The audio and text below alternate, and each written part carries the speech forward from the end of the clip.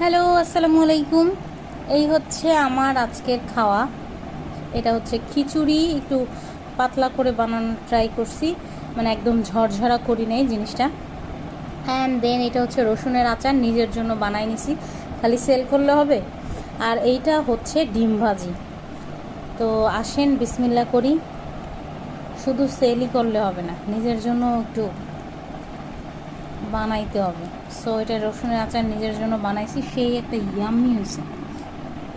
যাই হোক, এখন খাবো, বিসমিল্লাহ।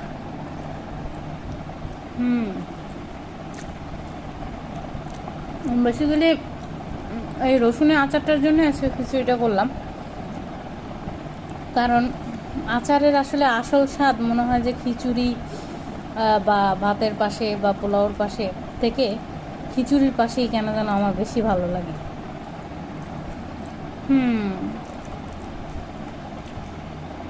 ওকে, খাই। আপনারা সবাই ভালো থাকেন।